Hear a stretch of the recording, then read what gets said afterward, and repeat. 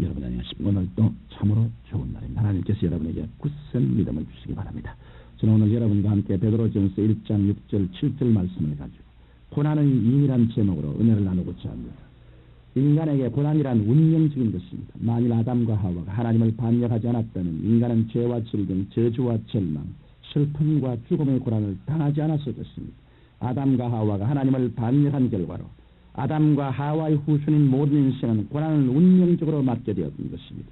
그런데 고난은 오히려 우리에게 큰 승리와 발전을 가져다 주는 계기가 될 수도 있고 그 반대가 될 수도 있습니다. 이러므로 저는 고난의 부정적인 면보다 긍정적인 면에 관해 여러분과 함께 은혜를 나누고자 합니다. 첫째로 고난은 새로운 삶의 창조에 대한 도전입니다.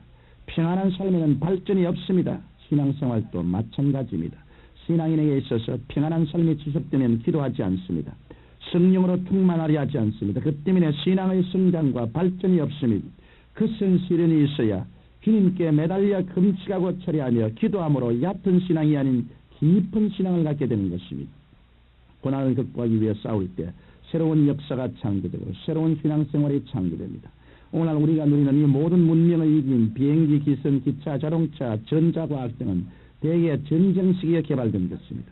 평화로운 시기에는 발명과 개발이 더딘입니다. 전쟁의 소용돌이 속에서 국가가 흥망성쇠에 기로에 있을 때 전력 투구해서 연구하고 발전시킴으로 오늘날 문명의 이기가 탄생되기도 했던 것입니다. 그 때문에 성경 야고보서 5장 13절에서 너희 중에 고난당하는 자가 있느냐 저는 기도할 것이라고 말씀하신 것입니다. 사람이 편안할 때는 기도 생활을 게을리해도 고난을 당하면 간절히 기도하게 됩니다. 이러므로 신앙생활은 고난을 통해 한 단계 더 깊은 영의 세계로 들어가게 되는 것입니다.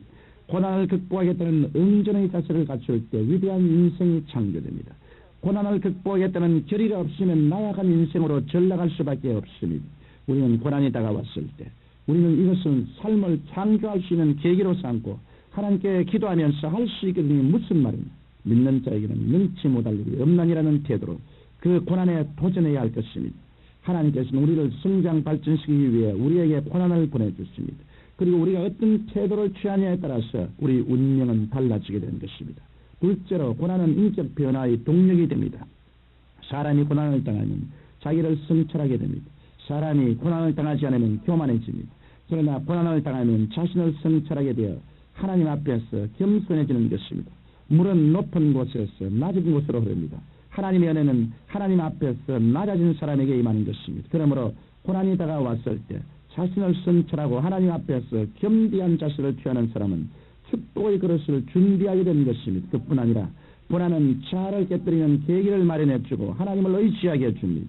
고난 당하기 전까지 인간의 지혜와 수단과 방법과 힘을 의지하더라도 고난을 만나면 인간적인 모든 것을 깨뜨리고 전적으로 하나님만을 의지하게 되는 것입니다. 이러기 때문에 고난은 우리로 하여금 깊은 신앙, 즉 순종하는 삶을 살게 해줍니다. 성경은 예수님께서도 바르신 고난에서 순종함을 배우셨다고 말씀하셨습니다.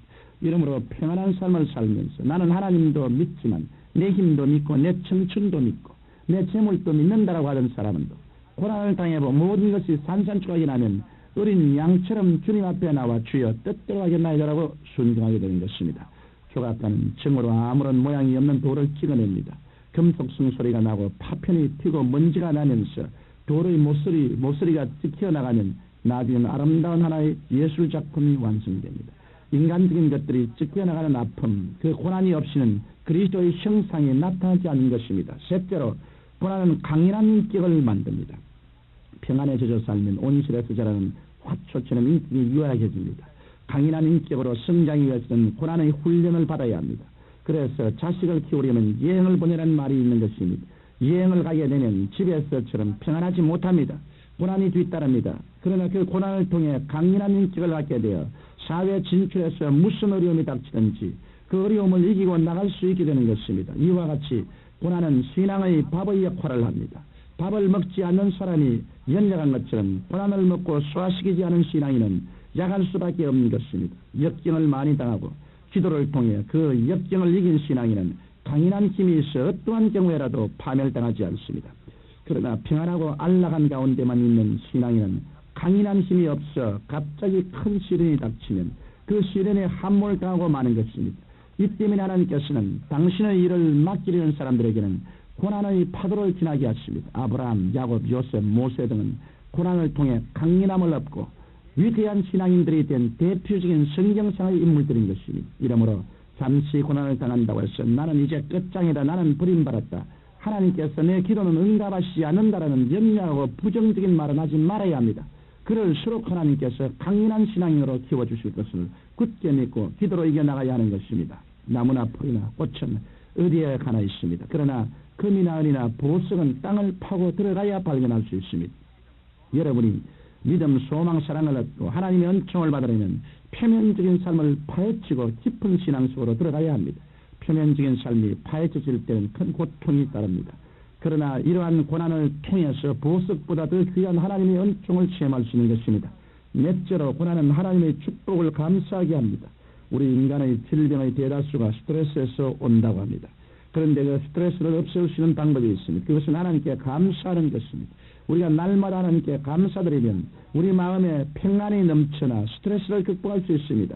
그리스도인들에게 있어서 감사는 얼마나 귀한 특권인지 모릅니다. 똑같이 고난을 맞아도 세상 사람과 그리스도인과는 고난에 대한 태도가 다릅니다. 세상 사람은 고난을 맞을 때 원망하고 불평합니다. 그래서 마음에서부터 병들기 시작합니다. 그러나 그리스도인들은 하나님의 축복을 깨닫고 감사합니다.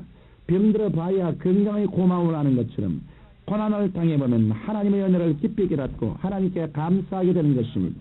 고난이 우리에게 다가왔을 때 우리는 하나님의 은혜가 정말 귀하다는 것을 알고 깊은 감사를 드리게 되는 것입니다. 그리고 감사를 통해 마음의 평화를 얻고 고난을 이겨나갈 수 있는 것입니다. 계속된 고난은 인간을 파멸시킵니다. 그러나 계속된 축복도 인간을 위태롭게 합니다. 그 때문에 하나님께서는 우리에게 고난과 축복을 번갈아 주시는 것입니다. 우리가 이 고난과 축복에 잘 대처하면 우리는 이 땅에 살 동안 소금과 빛의 역할을 다하며 승리하는 삶을 살 수 있는 것입니다. 사랑하는 청취자 여러분, 고난은 새로운 삶을 창조하는 계기요, 인격 변화의 동력이요, 강인한 인격을 만들어주는 동기요, 하나님의 축복을 감사하게 하는 힘이 된다는 사실을 잊지 말고 고난이 왔을 때 하나님 앞에서 올바른 마음의 자세를 취함으로 위대한 신앙인들이 되시기를 주님 이름으로 축원합니다. 살아계신 아버지, 고난, 풍파, 역경은 우리를 멸하러 오는 것이 아니라 우리의 밥이 되어 우리에게 더 강인한 신앙의 인격자를 만들기 위해서 오는 것이므로 범사에 감사하는 우리들이 되게 도와주옵소서. 예수님 이름으로 기도합니다. 아멘.